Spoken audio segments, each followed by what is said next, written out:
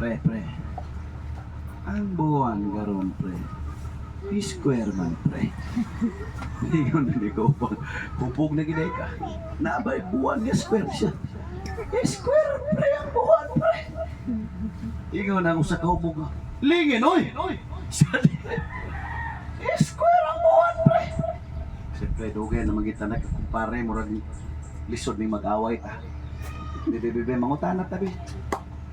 Mangutanat na gato makasugat. Katong atong pangutan ano kung sa iyang ingon, mao kinang buwan ha. Siya sige, para di na nanta mag-away. Mangutan na din mga kaigsunan. Bye, excuse bye. Basta man. Mangutan na mi bye ba? Kaya taglalis mo kung may bye, kung sa buwan, square ulingin. Kung sa maginang buwan ba, square ulingin. Tanaw din, ang tao siya, asaan ang buwan ha? Kire. Lipat eh, mga kaigsunan. So, kinilapat-lipat na kay pilianan. Amen. Praise the Lord. Pero nalipat ka sa pagpili. Nagtukan tama, pero dili. Amen. Ikaw diri magbantay ka sa paglipat sa mga filosofiya o sa mga maayong pagpamulo. Kay tingali baya ang imong pagsimba igsoon nagtukan tama apan dili. Nagtukang nakaluhod ka gikan sa gawas padung sa altar. Nagtukang tama apan ang tinud-anay nalipat ka. Praise the Lord. Nagtuo ka mga gigsunan nga nakalingkod ka sa simbahan. Nagtuo ka nakasimba na ka apan wa pa diay. Mo nang mingon si Jesus Christ, hallelujah, nga ang tinuod nga magsisimba, magasimba sa espiritu sa kamatuoran. Kaya ang amahan nagapangita sa tinuod nga magsisimba, nga nagasimba niya sa espiritu sa kamatuoran. Amen. Ingon panili mga kaigsunan, kawang lamang ang ilang mga pagsimba. Ilang gipakadoktrina ang mga kalagdaan nga kikapilin-pilin sa mga katigulangan. Kano sa ito ni magipakita sa Pastor sa video? Kung about sa Pastor ba nga? Nagbilin ba ito ba? Palihi. Itong palihi mong ipakita sa kong wali sa Pastor. Kahapon may aging adlaw. Nindot mga isunay doon kung na-share pa itong Sister Teresa. Abi nyo usahay, nakasala tas Ginoo tungod kay natong gibuhat dili biblikal. Example. Magkuha kita trisika prutas sa bagong tuig. Hello. Amen. Ingon ni Jesus Christ, kawang lamang ilang pagsimba. Ilang gipakadoktrina ang mga doktrinang gikabilin sa mga katigulang. Si Mama sa una, nagbuksaba, tulibak ko na. Magilibak ka ma, magilibak ka. Naaday sa pero sa una, sa tinood lang, Christian namin, ugwa mi mag-preacher, uwa mausap si Mama. Magpatingog na siya, kalas 2 sigit sa paguntuig. Sinsiyo yan natin kumo. Tinood na, ang pagkaon nga mong ipalit anang 31 or 30 sa December, di na mo na huton, paabto na mo nag-3 ka adlaw. Tinood na. Maunin handa na mo sa bata ba? Unya, baha, di na mo na ilabay.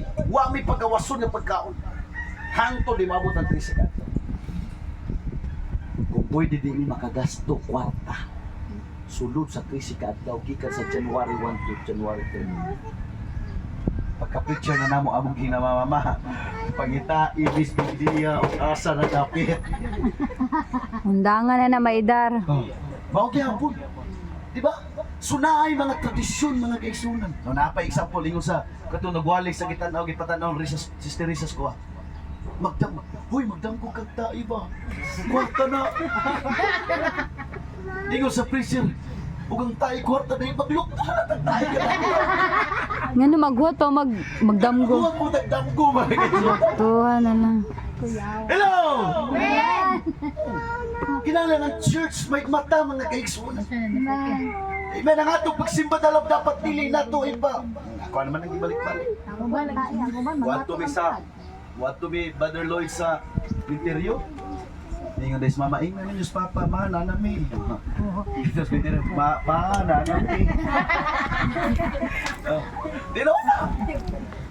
Igbiya na mo. May nga na may pa, ito na ni, ambing diriya. May ka naman mitubag, oh sige.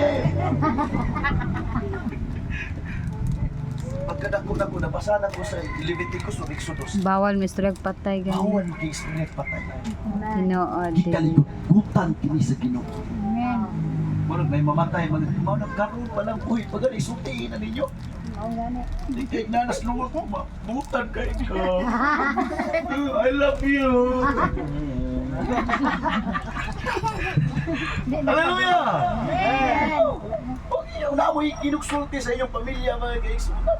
Mga asawa, salamat po, pinanggaon kinasbuan. Kada gabi, basta di lagi na malimot. Muli nyo Loy, ikaw ra mo gani. Ako rin kayo magsikalimot siya, mga kaigsunan. Dapat. Kaya na mo, I love you, mga kaigsunan. Oh, ay na mo, I love you, mamatay pa, mga kaigsunan. Ay, balik tara, pastor. Baliktad na ito. So dapat mga kaigsunan ang atong pagsimba mo ningigo sa babae. Samtang iyan na istorya yun na babae. Ang amo mga ama nagasimba nining buntura. Kining buntura, diri nagasimba ang amo mga amahan. Kung imo ning i-research mga kaigsunan, ang pagsimba sa unang panahon, ilan ning gihimo dito sa pindot. Yes. O kabalo mo, usanay sa dakong gikaligututan sa Dios sa halos tanang mga hari sa Israel. Kaya nga naman, usan niya itabo, sa diyang ipuli sa mga hari sa Israel, mga kaigsunan, iyon ang Biblia, mga igsun, kung imo na mabasan many times sa Old Testament, hallelujah, nga magtukod sila mga halaran dito sa kinatumyan sa bungtod, mga kaigsunan, o maghimo silang mga hala dito, o ang ilang buhaton. Kabalo ba mo mga igsunan, kanang gibuhat, karon mao gihapon na gibuhat kanila to. Mulakaw sila sa baga. I don't know kung nakakita mo personally na, pero ako nakadungog lang. Every Holy Week, kanang mga tambalan, mulakaw na sa kayo. Magsunog na sila niya. Bantay mo na ng mabaga na, yan ang tumukon. Magsayaw-sayaw na sila dito. Di na sila mga pasok. Sa Biblia di ay mga kaigsunan, grabing gikaligutan sa Diyos. Amen. Kanang mga butanga. Una mingo na babae, ang among mga ama nagasimba nining lugar. Amen. Apan mingon mo, dito sa Jerusalem ang tinuod nga pagsimba. Mingon si Jesus Christ, babae, sultihan ko ikaw. Ang panahon mo abot o karon mauna. Nga ang tinuod nga magsisimba, magasimba sa amahan diha sa espiritu sa kamatuoran. But pasabot di na dito sa bungtod, di na dito sa Jerusalem mga kaigsunan, kundi bisan asa nga dapat makasimba ta mga igsuon. Sultihan ko ikaw, bisan asa ka makadaig ka sa Ginoo, makasimba ka sa Ginoo, makapasalamat ka sa Ginoo mga kaigsuon. Praise the Lord. Unsa gini siyang mga matang sa pagsimba. Nawaha. Ang pagsimba mga kaigsuunan, una, gitawag siya mga kaigsuunan sa laing termino og barak. Kining barak dahil mga kaigsuunan, makonsider po ni siya nga pagsimba. Sa English, nga meaning ani mga kaigsuunan, to kneel, to bless God, to bow down. That is why ang Israelites until now magsimba na sila tuwad gina hasta mga Muslim. Lord, tuwad gina sila. Inana de ay ang pagsimba mga kaigsunan, kung imo ning tun-an sa Biblia nga naapoy mga pagsimba nga mo bow down. Amen, muluhod as a sign of respect. Mao daw ni pagsimba mga kaigsunan. Ngani gina-apply kini sa dagang mga klaseng tao mga kaigsunan, di lang sa bansang Pilipinas. Tuwad, magluhod, magtahod sa Ginoo. Amen. Ang pagsimba nga way pagtahod, kawa nga pagsimba. Amen. How do you respect God? when you worship Him. Yung sa mga pagtahog. Sumaw daw ni meaning sa pagsimba. Barak means to bow down or to kneel before the Lord.